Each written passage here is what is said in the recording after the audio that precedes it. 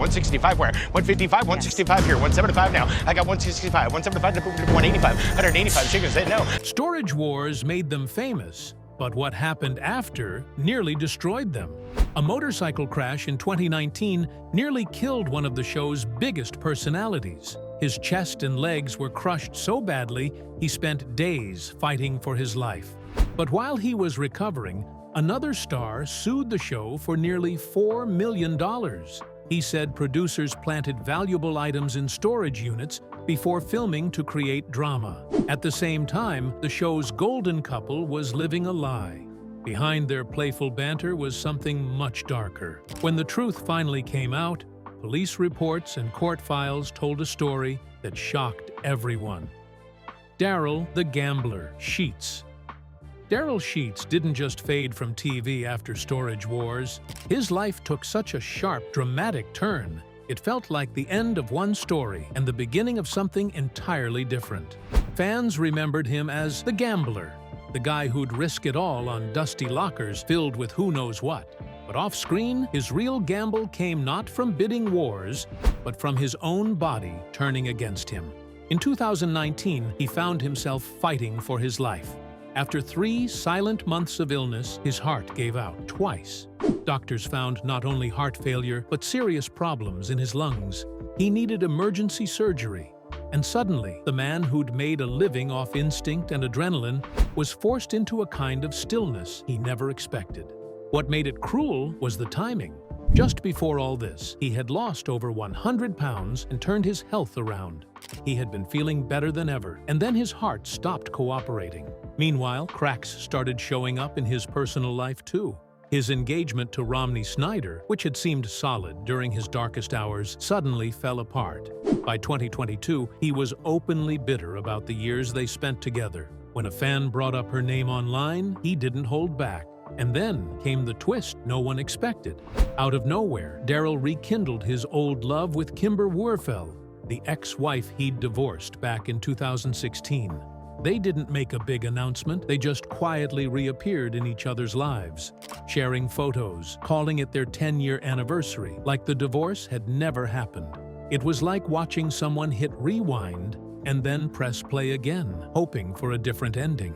Daryl didn't just recover, he transformed. He left California, left the chaos, and settled near the lake in Arizona. The man who once thrived in dusty warehouses now found peace beside calm waters. No more wild storage hunts, no more cameras chasing his every move.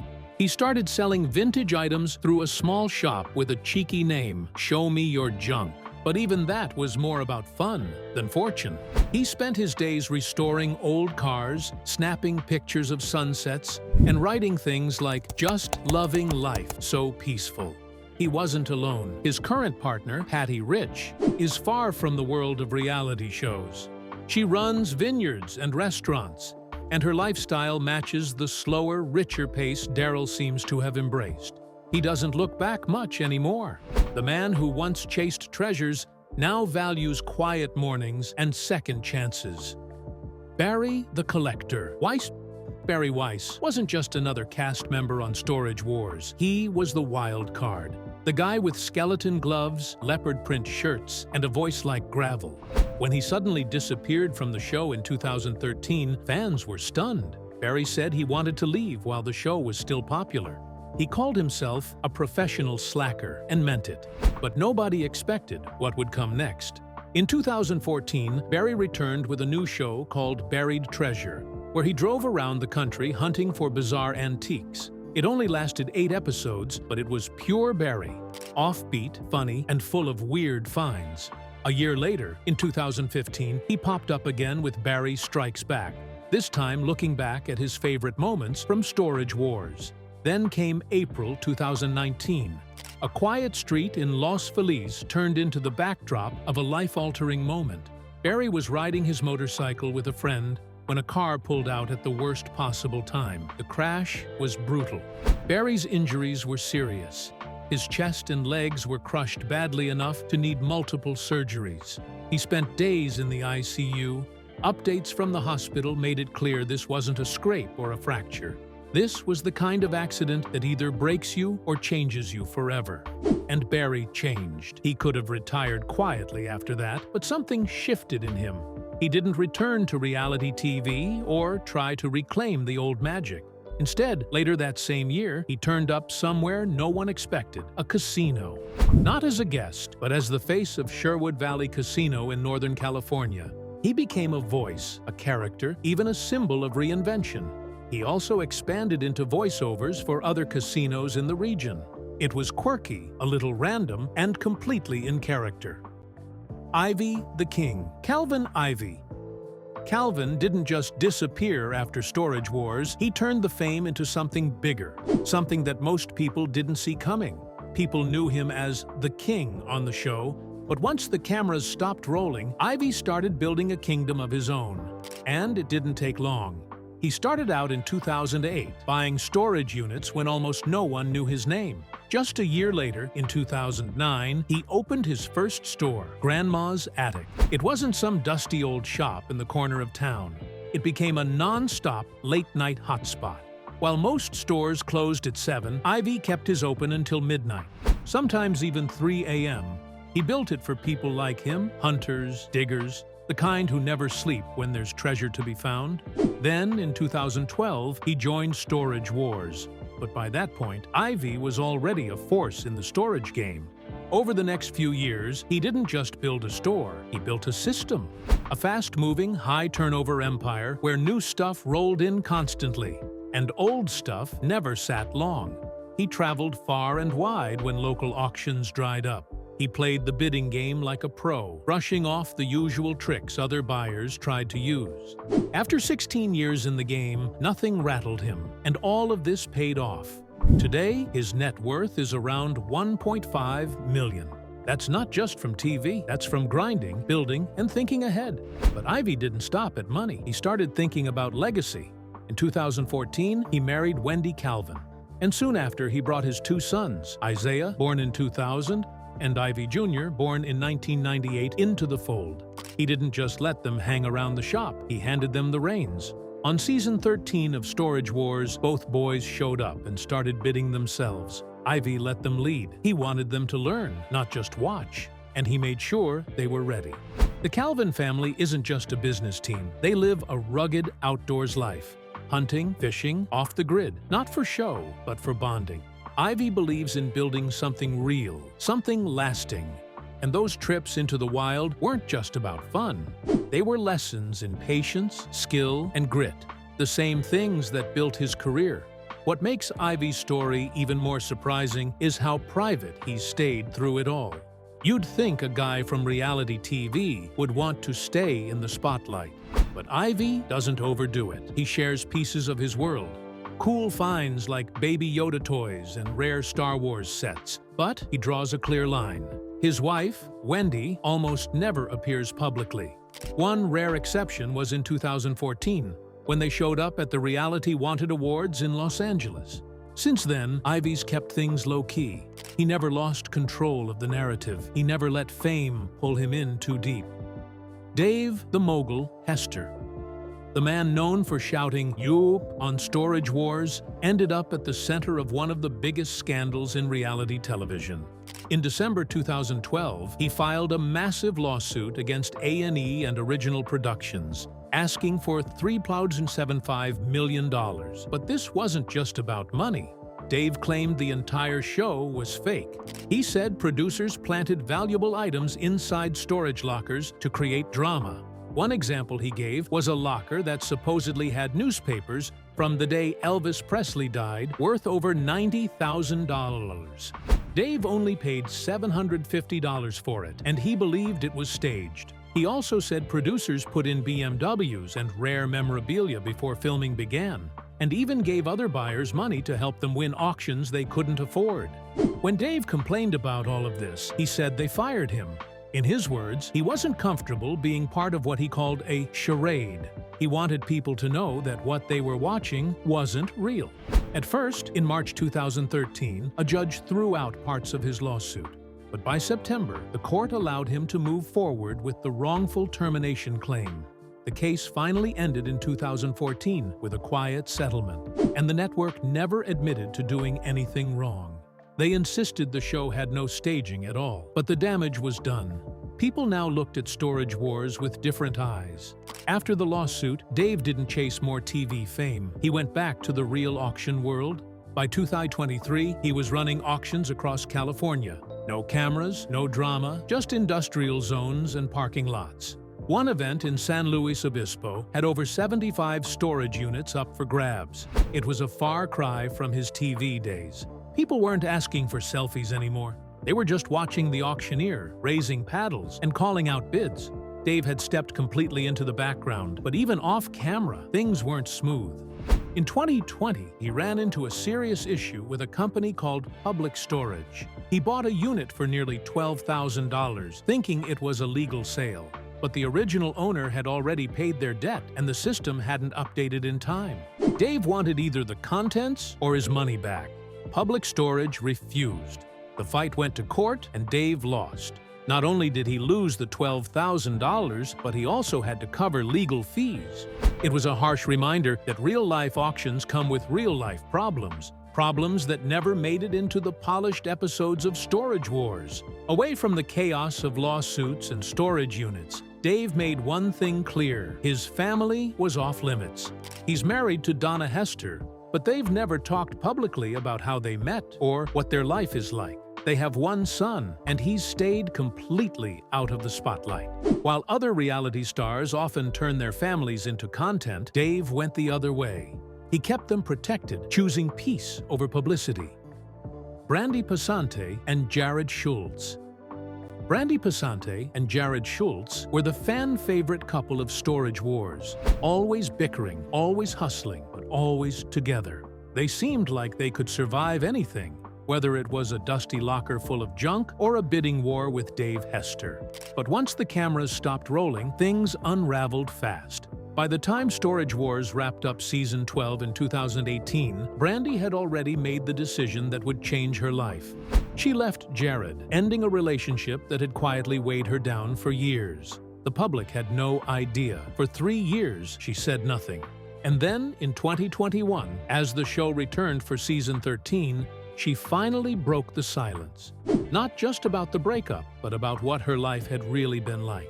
She said she had lived for many, many years without an identity, that she had been trapped in something she didn't even recognize until she was out of it.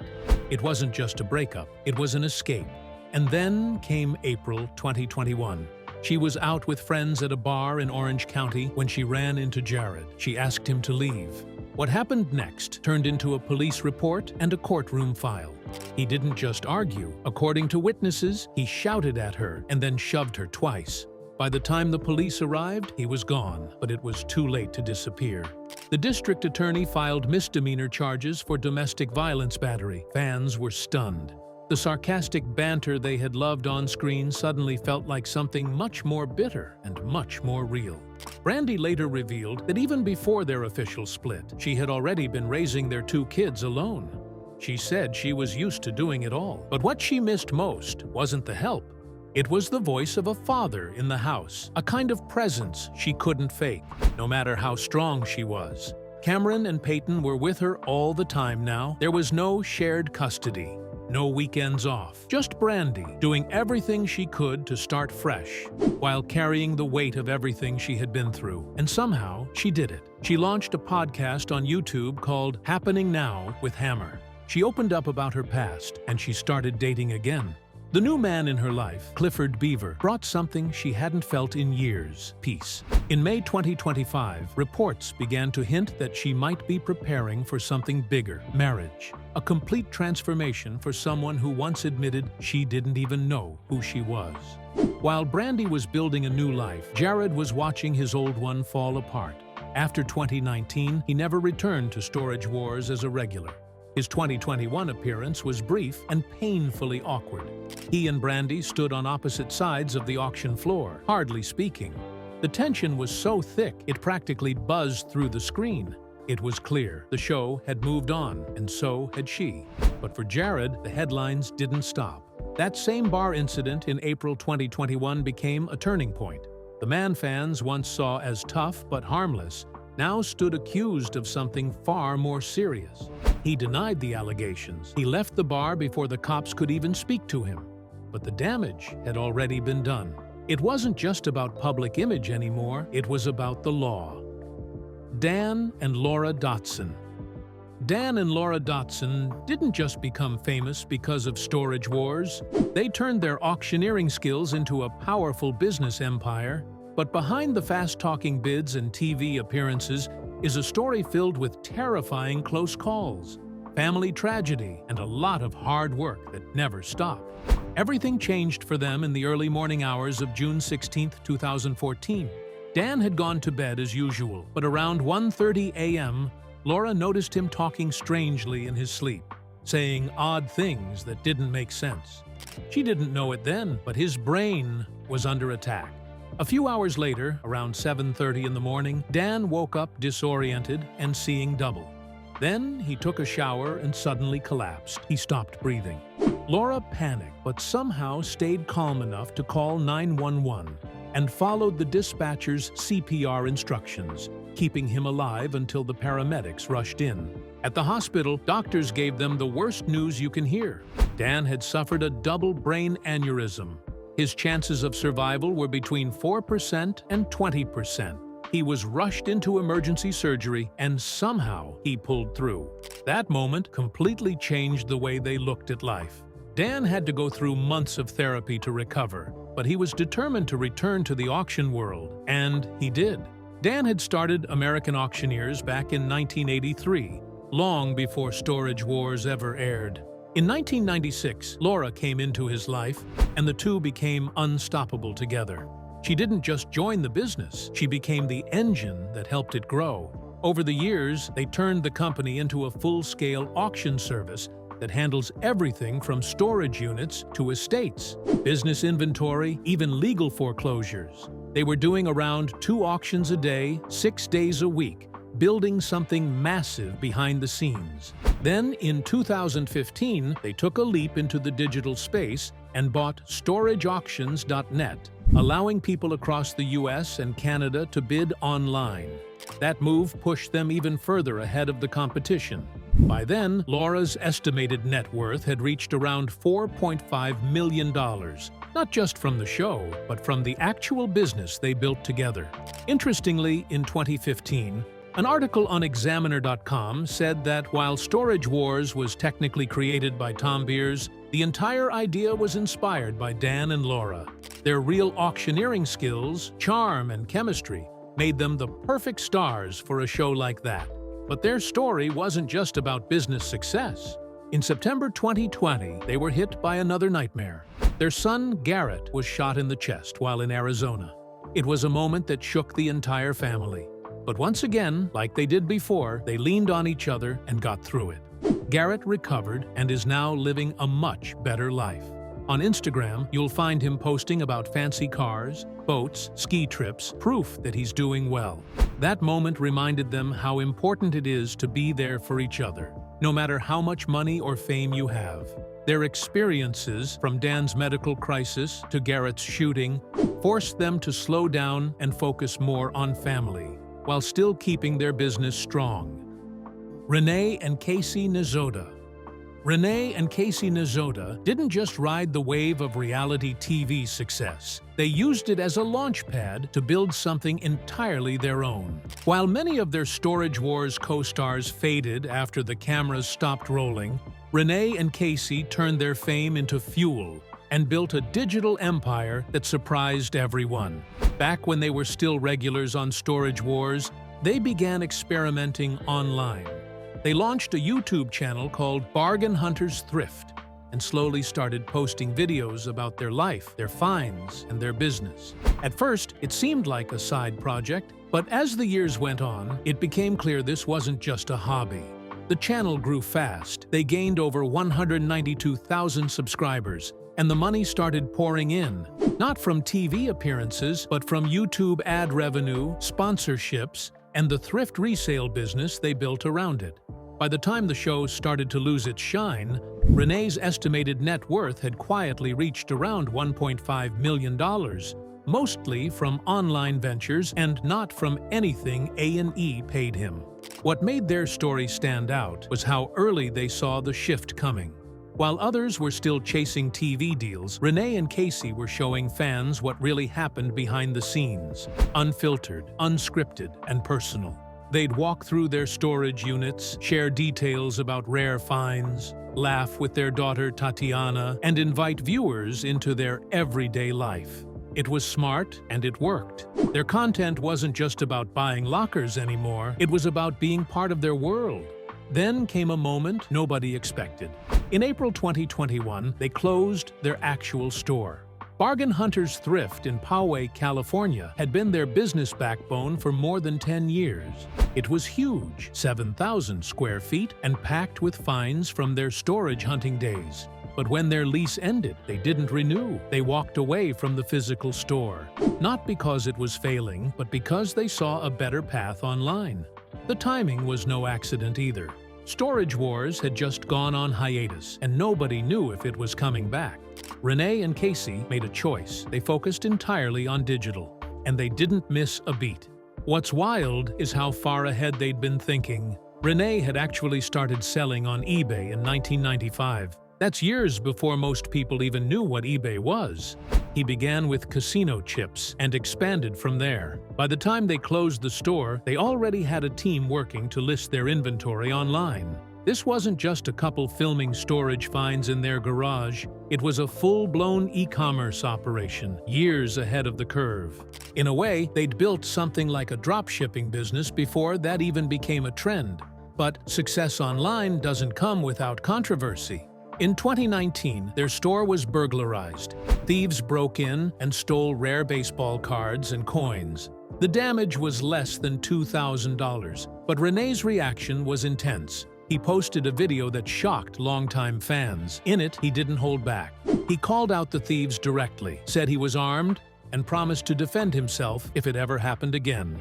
This side of Renee, a raw, aggressive version of the man people knew from TV, was jarring, but it was real.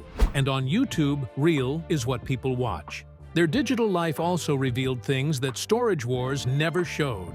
Around 2016, fans started to notice Casey wasn't appearing on the show as much. Rumors of a divorce started swirling, but their online videos told a different story. They were still together, still working as a team, and still raising their daughter. Their content became more personal, talking about how hard it was to mix business and marriage, how reality TV changed their lives, and how they tried to keep things together under pressure. Then, just when everything seemed to be working, they went quiet. In March 2024, they suddenly stopped posting on YouTube. No warning, no goodbye video. Their channel, once buzzing with activity, went dark. Fans were confused. There were no official explanations, just speculation. Some thought they might be working on a new show. Others guessed it was something more personal, maybe burnout, maybe a health issue, maybe a bigger business plan. Whatever the reason, the silence was loud. Brandi Sheets. Brandi Sheets used to be a familiar face on Storage Wars. He'd been there from the very beginning in 2010, standing beside his father Daryl, bidding on dusty storage units and hunting for hidden treasure. He stuck around for 9 seasons, appearing in 163 episodes. But in 2016, everything changed. Out of nowhere, Brandi was fired from the show. No warning, no big announcement, just gone. He later revealed the truth in a tweet that's since been deleted. He said A&E claimed they didn't have the budget to keep him, yet they were still watching his social media and asking for favors. Fans were stunned. His own father was kept on the show, while Brandi was shown the door. After all those years, it ended like that. After leaving Storage Wars, Brandi didn't try to jump into another show. Instead, he moved to Queen Creek, Arizona, and started over. He became a licensed real estate agent with Keller Williams. Then, in 2022, he picked up a second job as a UPS driver, handling big rigs with a commercial license. This wasn't about staying famous. It was about building a steady life. No drama, no spotlight, just real work. Brandi's personal life changed too. He'd married Melissa in 2015, and they already had a daughter, Adeline, born in 2011. In 2019, they welcomed their son, Layden. His Instagram now shows a completely different man. He makes fun videos about everyday suburban life, joking about pancakes and backyard BBQs like he's starring in a parody of MTV Cribs. It's silly, but it's real. And it shows he's still got his sense of humor. In June 2024, Brandon was in a serious car accident. It could have been much worse, but he made it through, just like he did when his father had a heart attack back in 2019. Those close calls reminded him what really matters. Fame faded, but family didn't.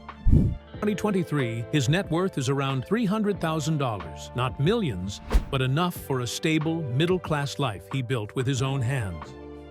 Kenny Crossley. Kenny had started out as a sheriff's deputy in Mississippi, then moved into the storage unit world. But after Storage Wars, he turned into something no one expected, a full-blown hustler with more projects than you can count. The biggest surprise? Kenny's been producing music for more than a decade under names like Dual Personality and Kenny Do It. He's worked with artists like Little Daddy, creating hip-hop tracks, and growing a second career that most fans never knew about. And somehow, while doing that, he kept showing up on TV too. Since 2014, he's also been driving Uber in Long Beach. But it's not just a side gig, he made it into a show. He started filming funny, wild encounters with passengers, mixing it with food reviews from local spots. People loved it. His Kenny's Uber adventures turned into viral content, and he built a loyal audience.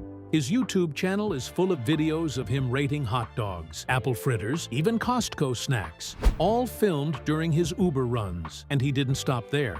Kenny launched a clothing line called Ray John, and he sells pralines under the name Jackie's Famous Pralines, calling himself the Praline King. It sounds like a joke, but it's not.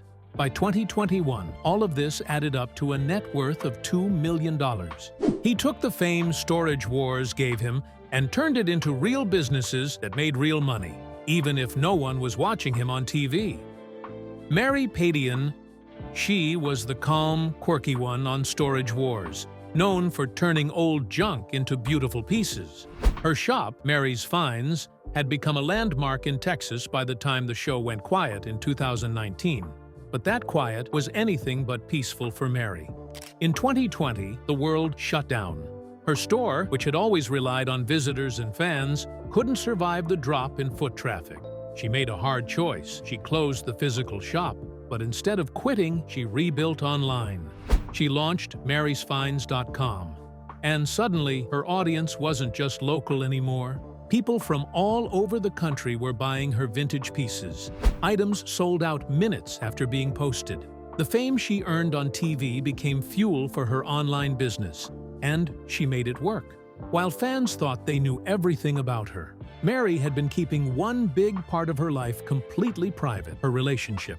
She had always avoided talking about dating, and many believed she was single by choice. But behind the scenes, she was with someone. His name is Dylan. They met years earlier, and in 2017, he even appeared on Storage Wars. But no one realized they were a couple. They managed to keep their relationship out of the spotlight for a long time. When Mary finally started sharing little glimpses of their life on social media, fans were shocked. Not because of who Dylan was, but because she'd managed to keep something so personal completely hidden.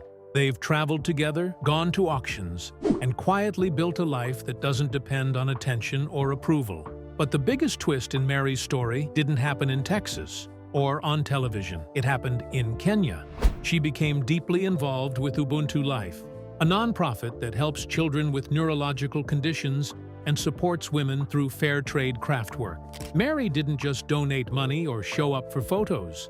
She got directly involved with product design, using her eye for style to help the women of Kenya sell their handmade goods. It was a massive shift from furniture and thrift stores to medical clinics and global aid, but it fit her perfectly. Away from the cameras, she found something even more meaningful: